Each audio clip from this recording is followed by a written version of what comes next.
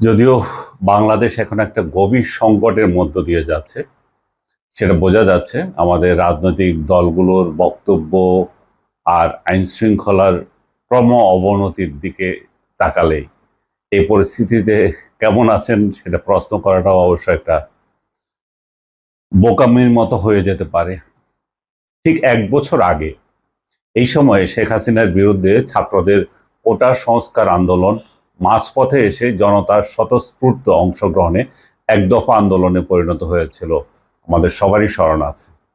যার পরিণতিতে 5 আগস্ট 2024 শেখ হাসিনার সরকারকে 16 বছরের মাথায় বিদায় নিতে হয়েছে। আওয়ামী লীগের কিছু সুবিধাভোগী এবং শেখ পরিবারের অনুগত লোকেরা ছাড়া আমার ধারণা অলমোস্ট সবাই চেয়েছিলেন যে শেখ হাসিনার একটা পতন এবং তার বিদায় নেওয়া। সমস্যা হচ্ছে এই ট্রেডিশনাল এটা কোনো ট্রেডিশনাল অভ্যুত্থান বা বিপ্লব ছিল না। আন্দোলন পরিকল্পিত কোনো ব্লুপ্রিন্ট বা মিশনের ভিত্তিতেও হয়নি। যদিও ডক্টর ইউনূস সাহেব এখন আবিষ্কার করছেন অনেক মাস্টার মাইন্ড, হ্যাঁ, এখানে অনেক কি তারা জড়িত ছিল, অনেকে অনেকভাবে দেখছেন বিষয়টা। তাই শেখ হাসিনার পতনের পর আমাদের প্রশ্ন উঠেছে যে রাষ্ট্রটা এখন কোন দিকে যাচ্ছে, কোন দিকে যাবে। জুলাই থেকে এসে আরেক জুলাইতে পরে 1 বছরের মাথায় সবার মনে এটা হতাশা যে আমরা কি আসলে এটার জন্যই অভ্যুত্থান চেয়েছিলাম। সবার একই প্রশ্ন, কিন্তু কারো কাছে উত্তর নেই। এমনকি যারা গদিতে বসে আছেন তারাও জানেন কিনা আমি সন্দিহান। ডক্টর ইউনূস এবং তারেক রহমানের লন্ডন বৈঠকের পর অনেকে আশা করেছিলেন যে হয়তো ফেব্রুয়ারিতেই নির্বাচন হবে, কিন্তু যখন এখন যে পরিস্থিতি আর কি, তাতে মনে হচ্ছে যে ফেব্রুয়ারি তো দূরের কথা, যে এপ্রিলে উনি যে ডেডলাইন দিয়েছিলেন সেটাতেও নির্বাচন হবে কিনা একটা প্রশ্ন দেখা দিচ্ছে। জামায়াতে ইসলামের আমির শফিকুর রহমান লালমনিরহাটের সম্প্রতি বিএনপি নেতাদের থানা থেকে আসামি ছিনতাই করে নিয়ে যাওয়া নিয়ে প্রশ্ন তুলেছেন। তিনি বলেছেন যে এই পরিস্থিতিতে নির্বাচন কিসের, অথচ পটিয়ার থানা আক্রমণ নিয়ে কিন্তু তিনি কোনো মুখ খোলেন নাই। পুরো দেশে যে মব সন্ত্রাস চলতেছে সেই বিষয়ে এনসিপিও কিন্তু নিশ্চুপ, বরং সরকারের কেউ কেউ এখন মবের পক্ষে নতুন সংজ্ঞা তৈরি করছেন। এমনও বলছেন মবের বিরুদ্ধে কথা বলা মানে নাকি আওয়ামী লীগের পক্ষে কথা বলা, জুলাই আন্দোলনের বিরুদ্ধে যাওয়া। তাহলে কি ধরে নিতে হবে যে সরকার, জামায়াত, এনসিপি কেউই নির্বাচনের জন্য সুনির্দিষ্ট পরিকল্পনা নিয়ে এগোচ্ছে না? ইলেকশন কমিশনের দিকে তাকান, তাদের কোনো প্রস্তুতি নেই এখনো, তাদের ভোটার লিস্ট এখনো তৈরি হয়নি। জনজীবনে হতাশা বাড়তেছে। ডক্টর ইউনূস তার 3-0 থিওরি সারা বিশ্বে বলে বেড়াচ্ছেন, গল্প শোনাচ্ছেন, কিন্তু বাংলাদেশে এসে আমরা কি দেখছি? গত 11 মাসের শাসনে আমরা বুঝে গেছি যে ডক্টর ইউনূসের 3-0 মানে হচ্ছে যে 0 growth, 0 employment, 0 law and order. ব্যাখ্যা তো আমার প্রয়োজন নেই মনে দেওয়ার। কোনো সমৃদ্ধি আমরা এখানে দেখতে পাচ্ছি না, ইন্ডাস্ট্রি বন্ধ, কোনো এমপ্লয়মেন্ট নাই, চাকরি নাই, আর ল অ্যান্ড অর্ডার আমাদের 0 পর্যায়ে আছে। আমরা দিনকে দিন এটা খারাপ হচ্ছে। মব তন্ত্র এমনভাবে বেড়েছে যে এটা সীমাহীন হয়ে গেছে। এমন পরিস্থিতিতে রক্ষা পাওয়ার যে কোনো উপায় আমাদের সামনে আমরা দেখতে পাচ্ছি না। কিন্তু এর মধ্যে কবি এবং বুদ্ধিজীবী ফরহাদ মজার হাজির হয়েছে নতুন কিছু তথ্য নিয়ে, যেটা আরো বিভ্রান্তি ছড়াচ্ছে। বলে রাখি যে 8 বছর আগে ঠিক এই সময়ে তিনি গায়েব হয়ে গিয়েছিলেন। আমি তখন ফেসবুক একটা স্ট্যাটাস দিয়েছিলাম, সেটা দেখছি এখন মেমোরিতে দেখাচ্ছে যে সারা বছর সারা দেশ তাকে খুঁজে বেরিয়েছিল যে কোথায় উনি গিয়েছেন। শেষ পর্যন্ত তাকে পাওয়া গিয়েছিল খুলনায়। তখন তার শুভাকাঙ্ক্ষীরা বলেছিলেন যে সরকারই তাকে তুলে নিয়ে গিয়েছে, গুম করেছে এবং বিরুদ্ধ মতের নিতে পারছে না সরকার। আমাদের প্রগতিশীল সম্প্রদায়ের অনেকেও তাই বলেছিলেন। আর সরকার সিসিটিভির ক্যামেরা দেখিয়ে, ফুটেজ দেখিয়ে বলেছে যে তিনি নিজেই ঘুরে বেড়াচ্ছেন, এক মহিলাকে টাকা পাঠিয়েছেন, যার সঙ্গে তার সম্পর্ক নিয়ে নানা মুখরোচক গুঞ্জন ছড়িয়েছিল। তখন আমি মজা করে লিখেছিলাম, তিনি ফিরে এসে কিচ্ছু বলবেন না, শুধু ঘুমাবেন আর লুঙ্গি উঠবে গলায়। লুঙ্গি ওনার মানে ইয়ে আর কি, এটা কি বলবো, ট্র্যাডিশন। উনি তো লুঙ্গি পরেন, হয়তো আপনারা অনেকেই জানেন। তা আশ্চর্যের ব্যাপার হচ্ছে যে এই ঘটনার ব্যাখ্যা তিনি আজ পর্যন্ত দেন নাই। আজ যখন গুম কমিশন গঠন হয়েছে তখনও না, তিনি নাকি সেখানে কিছু বলতে চান না, ভিকটিম সাজতে চান না। তো এখন তিনি মাঠে আবার নেমে গেছেন অলরেডি। প্রথমে সমকালে, এই সপ্তাহে সমকালে একটা সাক্ষাৎকার দিয়েছিলেন উনি। এরপর প্রথম আলোতে 2 কিস্তি কলাম লিখেছেন। সেসব যেগুলো কথা বলেছেন, আপনাদের হয়তো অনেকের সময় নেই এগুলো পড়ার মতো। আমি আপনাকে একটু মানে সংক্ষেপে বিষয়গুলো তুলে ধরছি। এগুলো আপনার কাছে এখন মানে কেমন মনে হবে জানি না, আমার কাছে মনে হচ্ছে ভূতের মুখে রাম নাম। এগুলো যেন তার প্রতিপক্ষের ভাষা।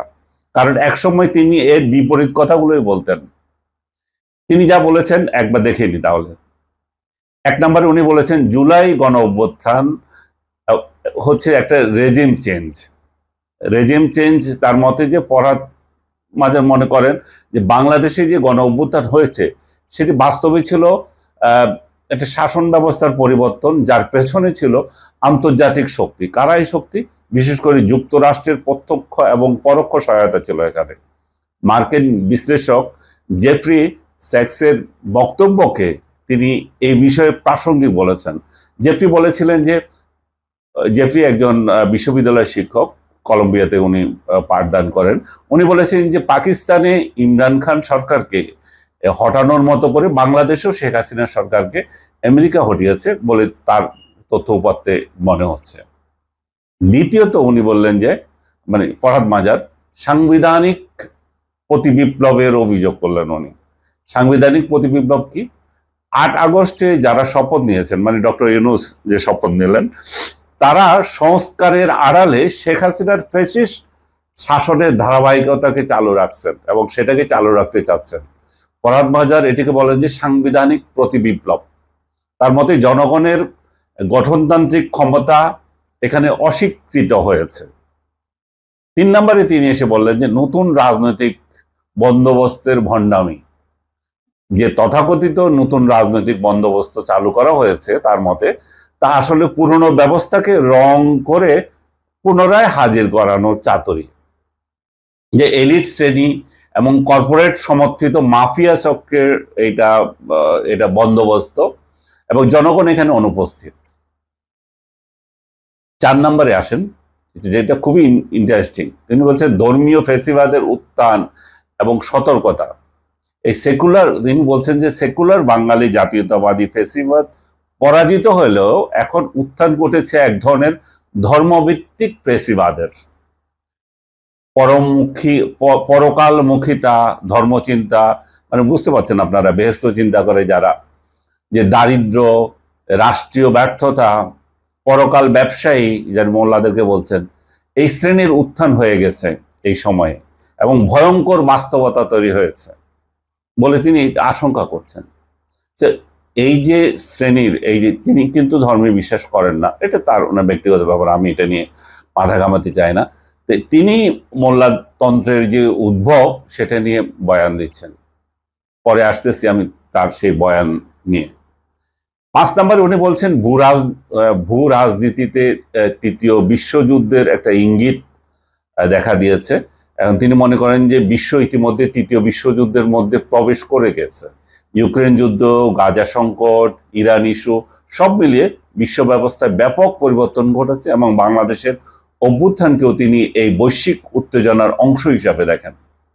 6 নম্বরে ডক্টর ইউনূস এবং আন্তর্জাতিক সমীকরণ নিয়ে তিনি বলছেন যে তিনি মনে করেন যে ডক্টর ইউনূস গণ আকাঙ্ক্ষার প্রতিনিধি হিসেবে বিবেচনা করা হয়েছিল ডক্টর ইউনূসকে, কিন্তু বাস্তবে তার ভূমিকা জটিল এবং প্রশ্নবিদ্ধ।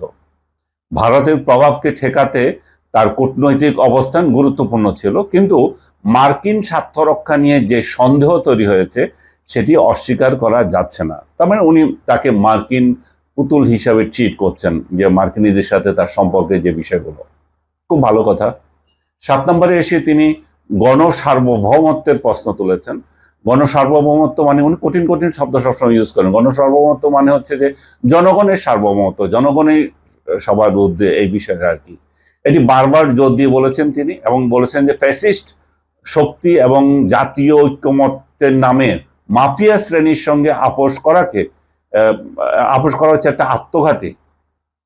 8 নম্বরে এসে তিনি নির্বাচন প্রসঙ্গে বলেছেন, তিনি মনে করেন যে এই মুহূর্তে নির্বাচনের নামে যে উদ্যোগ চলছে তার জনগণের বাস্তব চাহিদা পূরণে ব্যর্থ হবে। এইটাই হচ্ছে সবচেয়ে ইম্পর্টেন্ট দিক। এই মুহূর্তে যে নির্বাচনের যে কথা হচ্ছে, আমরা যে কথা বলছি, এগুলো জনগণের চাহিদা পূরণে ব্যর্থ হবে। 2008 সালের পুনরাবৃত্তি যাতে না হয় সেই জন্য নতুন সংকট প্রক্রিয়া শুরু করতে হবে। আর 9 নম্বরে তিনি বলছেন যে ভবিষ্যৎ রাজনীতি আমাদের তরুণদের হাতে, এবং তিনি আশা করেন যে আগামী দিনের লড়াই তরুণদের নেতৃত্বেই হবে। যারা অভ্যুত্থান ঘটিয়েছে তারাই আবার রাস্তায় ফিরবে, তারাই আবার বিপ্লব করবে। এই পোলারাইজেশনে তাদেরকে অনুপ্রাণিত করবে। 10 নম্বরে উনি এই যে এতগুলো ঘটনা ঘটালো, এত সব বয়ান দিলেন, তাহলে করণীয় কি সেটা নিয়ে বলছেন। তিনি বলছেন যে জনগণের গাঠনিক ক্ষমতা পুনর্গঠন করতে হবে, যে মাফিয়া সমর্থিত রাজনৈতিক বন্দোবস্ত বর্জন করতে হবে, নতুন গণতন্ত্র প্রণয়ন প্রক্রিয়া শুরু করতে হবে। নতুন গণতন্ত্র, খেয়াল করে দেখেন, তরুণদের হাতে রাজনৈতিক অভিপ্রায় বাস্তবায়নের দায়িত্ব দিতে হবে, মানে তরুণদেরকে নেতৃত্ব ছেড়ে দিতে হবে। এখন প্রশ্ন হচ্ছে, এইসব তত্ত্ব এগুলো কি নতুন কিছু? ওনার এই শব্দগুলোতে তো আমরা বহুদিন ধরে আমরা নিজেরাও বলছি। আমরা যখন মোল্লাতন্ত্রের বিরুদ্ধে বলেছিলাম তখন এই ফরহাদ মাজার এবং তার অনুসারীরা আমাদেরকে কিন্তু আক্রমণ করেছে, গালি দিয়েছে, সরকারের দালাল হিসাবে সরকারপন্থী বলে তকমা দিয়েছে, এবং ফ্যাসিস্ট জাতীয় কথাবার্তা বলেছে, নাস্তিক বলেছে।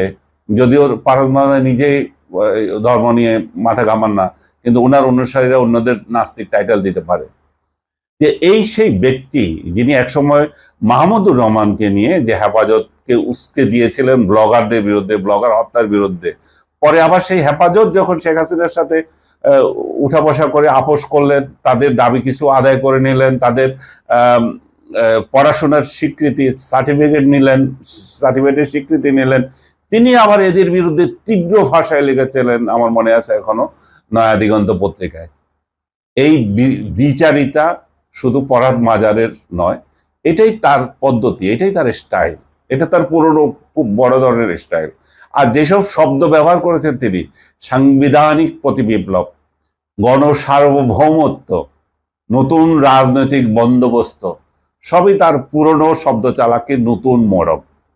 তিনি বলেছেন যে কোন কবিকে না জেলে নিয়ে গেছে, মাজার ভাঙ্গা হচ্ছে, মব রাস্তায় নেমেছে। প্রশ্ন হচ্ছে, এই মবের তাত্ত্বিক কে? তাদেরকে কে উৎসাহ দেয়? এই উগ্রতাকে সামাজিকভাবে অনুমোদন কে দিয়েছে? আমি তো দেখছি এই সব মবের উত্থানের নেপথ্য ছিল ফরহাদ মাজারের গোষ্ঠীর নীরব সমর্থন, ফরহাদ মাজারের চিন্তা। 32 নম্বর ভাঙা নিয়ে তিনি কি বলেছেন? দড়ি মাছ না প্রতিবাণী স্টাইলে একটা বিবৃতি দিয়েছেন, অথচ তার লোকেরাই তো এগুলো করেছে। আজ তিনি নিজেকে বিপ্লবের অভিভাবক নিজেকে সাজাতে চাচ্ছেন, কিন্তু তার এই বিপ্লব কি নির্বাচনকে থামিয়ে অনির্বাচিত সরকারকে হালুয়াটি খাওয়ার সুযোগ আরো করে দিতে চায়? ডক্টর ইউনূসের শাসনকে তিনি আরো দীর্ঘায়িত করতে চান? এই মব শাসন চলুক তিনি চান? যখন সরকার এবং বিএনপির মধ্যে একটা নির্বাচন নিয়ে বোঝাপড়া হয়েছে, একটা আলটিমেট একটা ডেডলাইন হয়েছে, বাস্তব জানি না কতটুকু হবে, তখন ফরহাদ মাজার যেন নতুন মতলবে নেমেছেন। আমার ধারণা নির্বাচন নিয়ে কিছু হবে না, সংবিধান পরিবর্তন করতে হবে, রাষ্ট্রের আমল পরিবর্তন করতে হবে, এই নেতৃত্ব হবে না, নতুনদের নেতৃত্ব লাগবে, এই সব তত্ত্ব হাজির করছেন। এবং ডক্টর ইউনূসের ডাক পেয়ে যখন তিনি যমুনাতে গিয়েছিলেন, তখন কিন্তু এইসব বাকওয়াজ কিছু বলেন নাই, তখন কিন্তু ভালো ভালো কথা বলেছেন। আপনারা জানেন হয়তো তার স্ত্রী কিংবা বান্ধবী যে ফরিদা আফা আছেন, যে উনি কিন্তু এই সরকারের একজন উপদেষ্টা। তাহলে এতদিন পরে এসে এই সমস্ত উল্টো বয়ান কেন দিচ্ছেন তিনি? আমার সরল আহ্বান সবার প্রতি, একটা সাবধান থাকেন এই লোকটা সম্পর্কে। তিনি যেভাবে অতীতে বিভিন্ন পক্ষকে ব্যবহার করেছেন, আজও সেটাই করছেন। এই মানুষটি বাংলাদেশের আজকের যে সংকট তৈরি, তার পেছনে থিওরি দিয়েছেন এক সময়, মাঠে নামিয়েছেন অনুসারীদের মপগিরি করার জন্য, একে মারো ওকে মারো হুমকি যারা দিচ্ছে তারা ওর অনুসারী সবাই, এবং তার বন্ধু বান্ধব। আজ তাদেরকে কিছু না বলে আজকে উনি উদ্ধার করছেন, জনগণের বক্তৃতাবাজি করছেন, তত্ত্ব হাজির করছেন। ভুলে গিয়েছেন যে উনি উদ্ধার কাজী সেজেছেন। কিন্তু ইতিহাস তো আমরা ভুলে যেতে পারি না, সবকিছু রেকর্ডে আছে। তিনি কি বলেছেন, কি লিখেছেন, সবকিছু কিন্তু পাওয়া যাচ্ছে। এখন কি আগের দিন নাই, কাকে কি দিয়ে কি করিয়েছেন সবই আছে কিন্তু। তাই এবং বলছি যে এইসব ভণ্ডামির রাজনীতি থেকে আমাদেরকে বেরিয়ে আসতে হবে। নতুন প্রজন্মের উচিত এর জবাব চাওয়া ফরহাদ মাজারের কাছে, যেমন ফরহাদ মাজারের মতো আরো লোক যারা আছে তাদের কাছে। তারা কি বলেছিল, এখন কি করছে, তারা কেন হতাশ করছে নতুনদেরকে।